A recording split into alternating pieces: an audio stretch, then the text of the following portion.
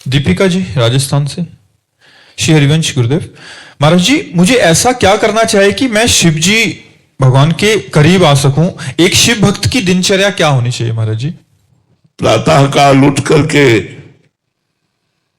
शिव स्वरूप गुरुदेव का स्मरण करते हुए उनके द्वारा बताए हुए नाम का जप करो। फिर स्नान आदि करके, भगवान शंकर तो बहुत कृपालु हैं, उनके जैसा कृपालु भगवान तो मिलना मुश्किल है। एक चुल्लू जल, धतूरे का फल, अकौड़ा का फूल, बेल की पत्ती, जो कोई त्रिभुवन में देवता नहीं स्वीकार कर सकता, त्रिभुवन में कोई नहीं स्वीकार कर सकता, वो भगवान शंकर की पूजा की सामग्री। धतूरे का फल, अकौड़ा का फूल, बिल्व पत्र, एक चुल्लू गंगा जल, इतने में महाराज भगवान ओढ़रदानी शिव प्रसन्न हो जाते हैं। उनका नाम जप करो और उनका अभिषेक करो, उनकी आराधना करो और उनके प्रेमी जनों का संग करो। और रोज हो सके आसपास शिवालय हो तो दर्शन करने जाओ, दर्शन करने से भी प्रेम उत्पन्न होता है। और कभी कभी समय मिले तो 12 ज्योतिर्लिंग हैं अपने भगवान शिव के।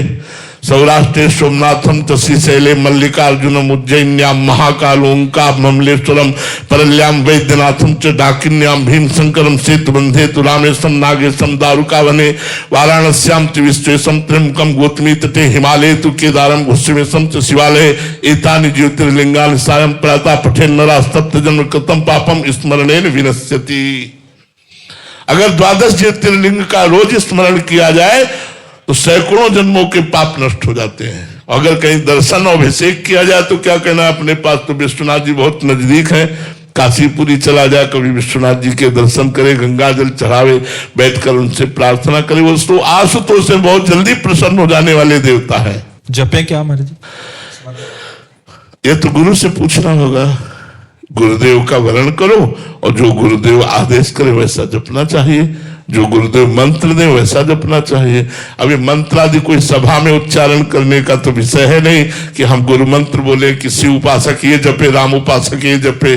शिव उपासना करनी है तो शैव दंडी सन्यासी, जो शैव उपासना से युक्त सन्यासी, उनका आश्रय लो और उनसे मंत्र लो, उनकी उपासना पद्धति से चलो तो भगवान शिव की कृपा प्राप्त हो जाएगी। नेहा पांडे जी मुंबई से। राधा वल्लभ श्री हरिवंश गुरुदेव। गुरुदेव, धामवास और संतों का सानिध्य कैसे प्राप्त होता है? क्या ये पूर्ण निश्चित है? पूर्ण निश्चित नहीं है, ये प्रारब्ध से नहीं प्राप्त होता है, कृपा से प्राप्त होता है। जैसे संत समागम है तो विभीषण जी ने अनुभव किया, अब मुई भाव भरोस हनुमंता, बिनु हरि कृपा मिले नहीं संता, जो प्रभु मोहि अनुग्रह कीन्हा, तो तुम आई दरस हठ दीन्हा। विभीषण जी कह रहे कि प्रभु ने मेरे ऊपर कृपा की तो तुम अपनी तरफ से आकर मुझे दर्शन दिया। हे हनुमंत, आज मुझे भरोसा हो गया कि बिना भगवान की कृपा के संतों का दर्शन नहीं होता।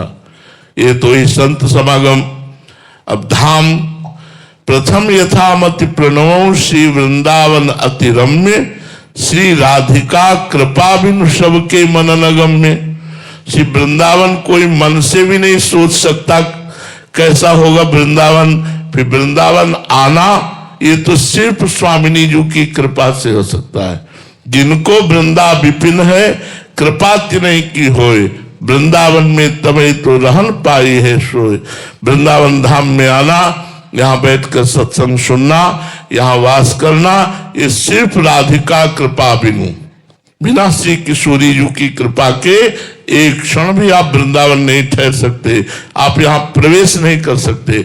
तो वृंदावन धाम में आना और वास करना, संतों के दर्शन करना, सत्संग करना, ये सब भगवान की अहेतुकी कृपा से होता है। इसमें हमारा पूर्व निश्चित प्रारब्ध नहीं होता, ये कृपा से होता है।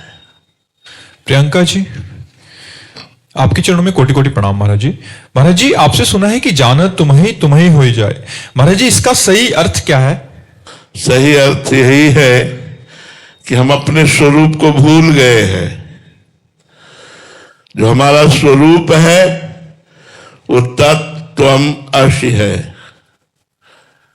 हमारा स्वरूप तत्, जिसे हम ब्रह्म कहते हैं, त्वम तुम्ही, असि माने हो, वह तुम्ही हो।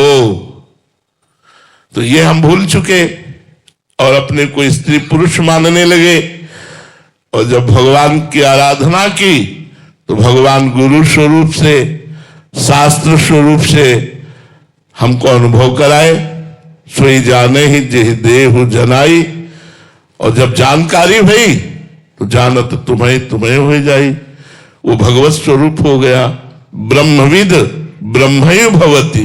जो ब्रह्म को जान लेता है वो ब्रह्म स्वरूप हो जाता है, क्योंकि हो नहीं जाता है, ब्रह्म स्वरूप है इसका अनुभव हो जाता है।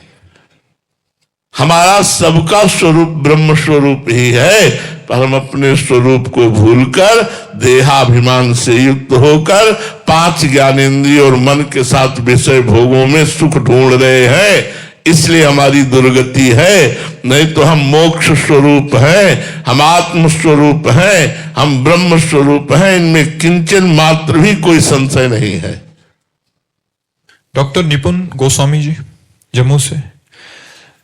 राधे राधे महाराज जी। गुरुदेव, क्रोध, ईर्ष्या और निंदा जैसे विकारों से बचते हुए सच्ची भक्ति को कैसे प्राप्त हो?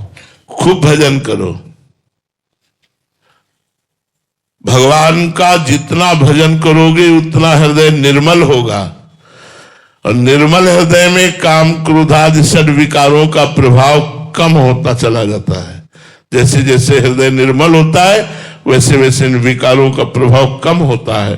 तो हमें चाहिए कि खूब डट के भजन करना चाहिए। भजन करने से ही हमारी बुद्धि निर्विकार होगी, निर्दोष होगी, निर्वैर होगी, निरपेक्ष होगी। जब तक भजन नहीं तब तक बात नहीं बनेगी। शास्त्रों में पढ़ लिया और हमने याद कर लिया, इससे काम नहीं चलेगा। शास्त्रों में जो पढ़ा उसको आचरण में उतारा और डट के भजन किया तो स्थिति प्राप्त हो गई। बिना भजन के स्थिति प्राप्त नहीं होगी, चाहे वो किसी भी मार्ग का पथिक हो। भजन करना पड़ेगा अवश्य। जो गुरु ने मंत्र दिया है, चाहे प्रणव हो, चाहे नाम हो, चाहे मंत्र हो, कोई और, आपको जपना पड़ेगा। जितना जपोगे उतना ही स्थिति बढ़ेगी। और मंत्र जाप नहीं है, नाम जप नहीं है तो 18 पुराण याद कर लो, फिर भी ना क्रोध से बचोगे ना काम से बचोगे। वो जब आएंगे तो तुम्हारे हृदय को मथित करके अपने में रंग देंगे। अगर उनके रंग से बचना है तो भगवान नाम में इतनी सामर्थ है कि वो आपको बचा लेगा। जास नाम भव भेषज हरण घोर त्रैशूल।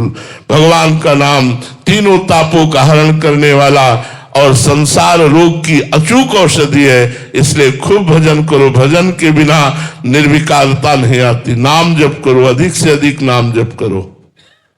डॉक्टर सीमा जी, पंजाब से।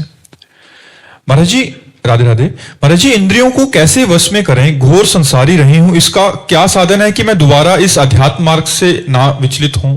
वैसे बहुत सरल उपाय है यदि आप कर सके।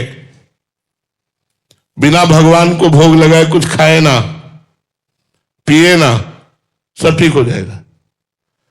जो प्रिय वस्तु लगे उसे भोग लगा के बांट दो, थोड़ा किनका ले लो, आप उस पर विजय प्राप्त कर लेंगे।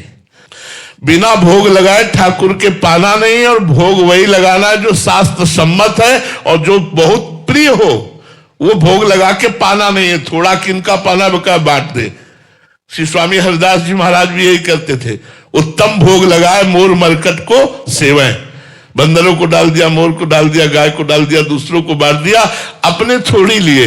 जो चीज प्रिय हो उस वस्तु को भोग लगा के बांट दो, आपकी आसक्ति खत्म हो जाएगी। इंद्रिया में जो भोगासक्ति है वो भगवान के नाम जप और भगवत प्रसाद पाने से ये धीरे धीरे शांत हो जाती है। अंश जी, वाराणसी से।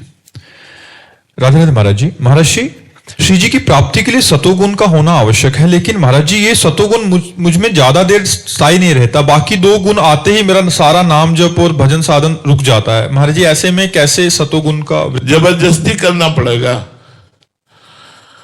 हमें। अहो वत्स पृष्ठो गरीयान यज्ञभ्यागे वर्तते नाम तुभ्यम।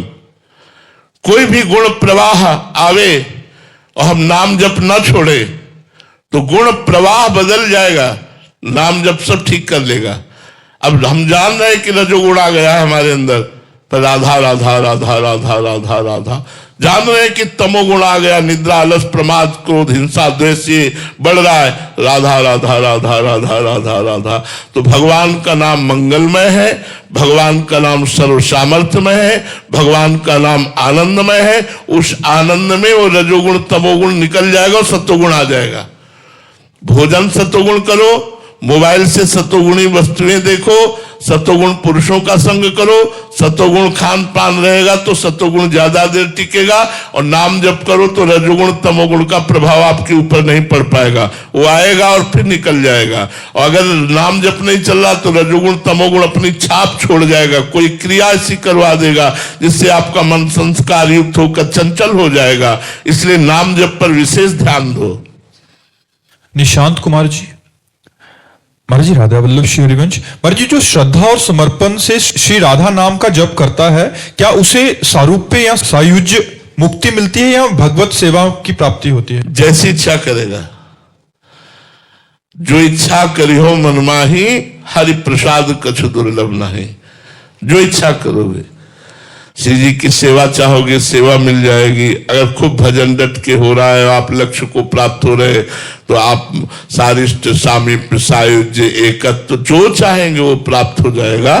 हाँ, जो इच्छा करियो मन माही, हरि प्रसाद कुछ दुर्लभ नहीं। पर डट के भजन होना चाहिए। आप भजन पर ध्यान दें, जो भगवान आगे करना होगा वो कर देंगे। खूब नाम जप करें।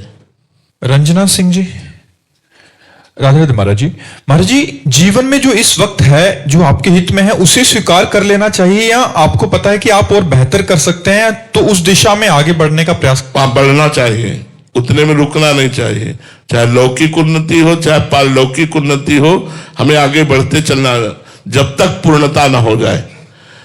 संसार की तरफ से जब हमारा मन उब जाए कि बस हो गया प्रभु, और भगवान की तरफ से जब ये हो जाए कि अब तो कृपा हो गई, निरंतर भजन चल रहा है, तब हमारी उन्नति वास्तविक हुई है। जब तक संसार की किसी वस्तु व्यक्ति स्थान की चाह है और भजन ठीक से नहीं हो रहा है, तब तक हमें आगे बढ़ते रहना चाहिए। भजन में असंतोष और भोगों में संतोष, ये अच्छे उपासक का लक्षण है।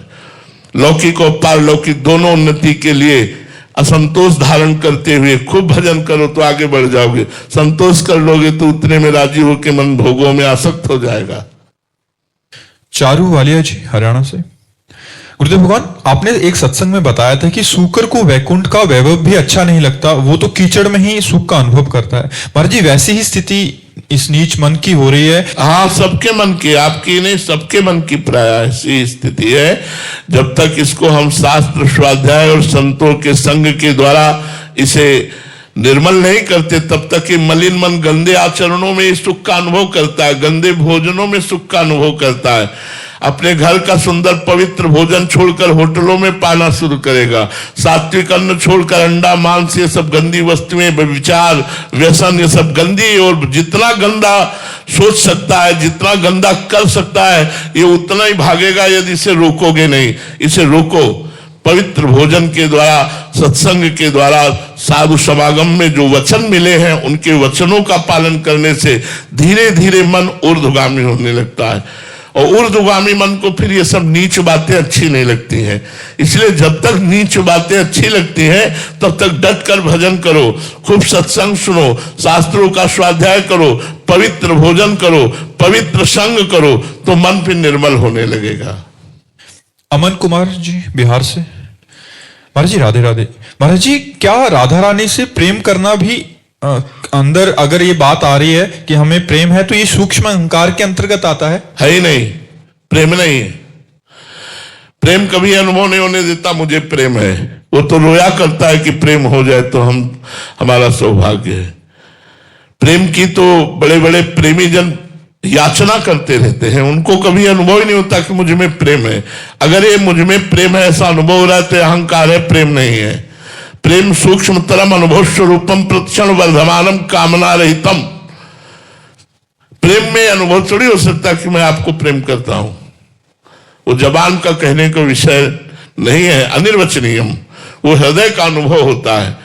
वो विकल है प्रेम में, फिर भी वो प्रेम की पिपासा इतनी बड़ी हुई है कि सब संतों के चरण पड़ता है और कहता मुझे भगवान से प्रेम हो जाए, ऐसी कृपा कर दो, मुझे नीच मुझ अधम भजनहीन पर ऐसी कृपा हो जाए कि भगवान से प्रेम हो जाए। वो ऐसे वचन बोलता है, उसे कभी अनुभव नहीं होता मैं बड़ा भजनानंदी हूं, मुझे भगवान से प्रेम हो गया। ये अहंकार है, प्रेम नहीं है।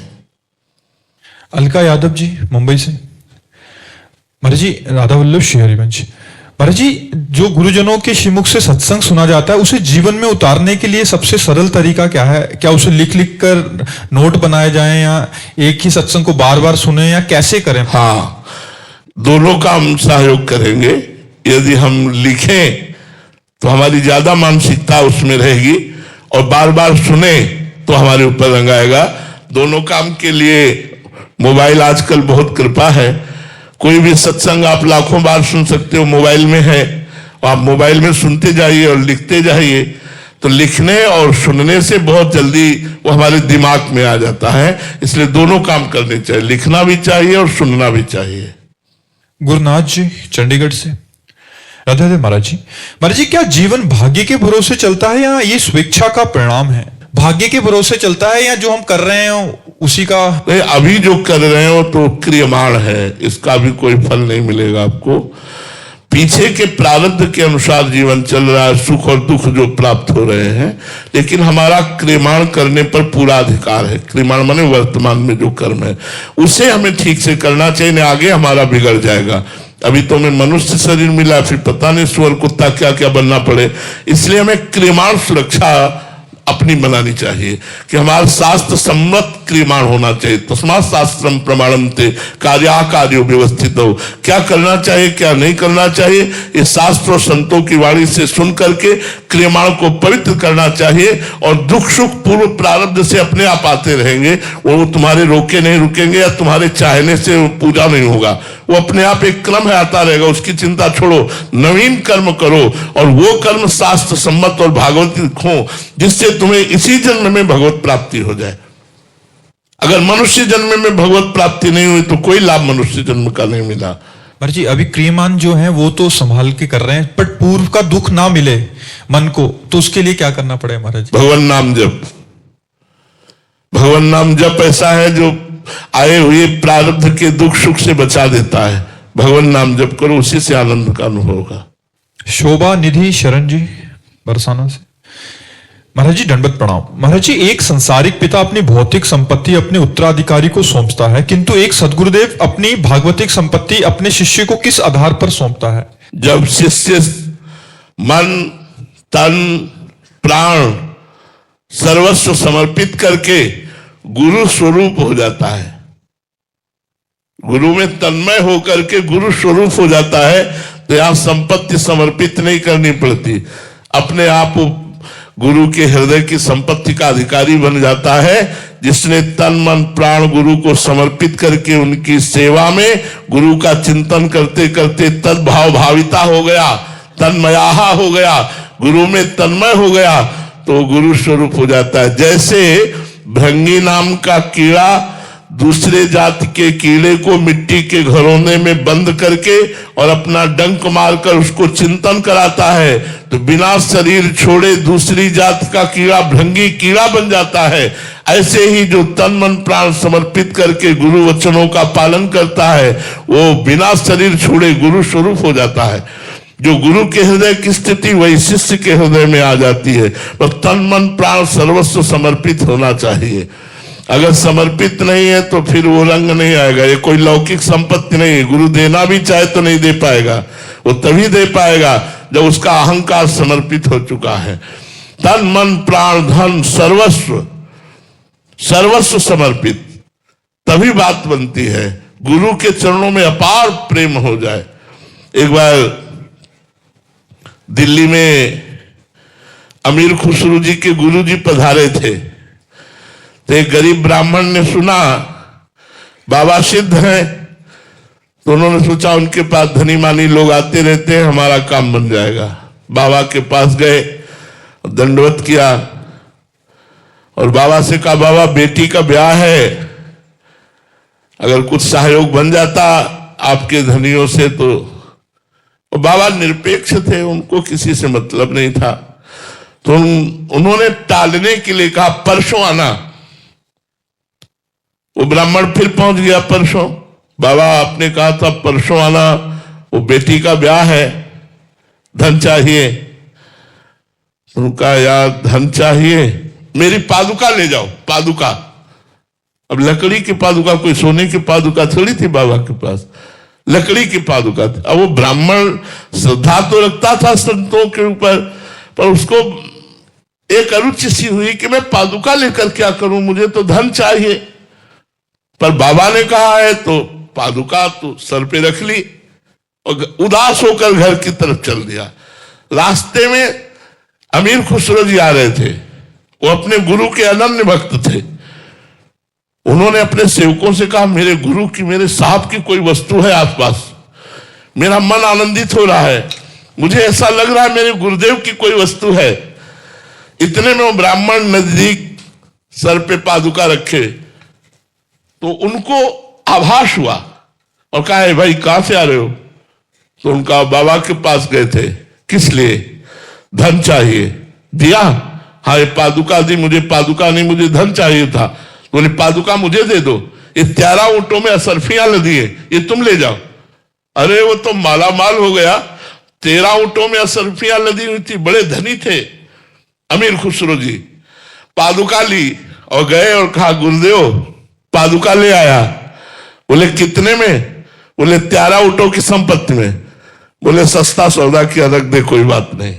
ये तन मन प्राण गुरु को समर्पित, तो जो गुरु के हृदय में चल रहा है वही शिष्य के हृदय में आ जाएगा। सर्वस्व समर्पित गुरु को, तब गुरु का कृपा पात्र बनता है। ऐसे गुरु की संपत्ति का अधिकारी नहीं हो जाता कंठी बंधाने मात्र से।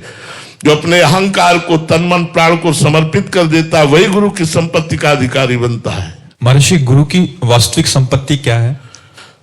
अपने स्वरूप में स्थित हो जाना, अपने ब्रह्म स्वरूप को जान लेना, या भगवान से प्रेम हो जाना।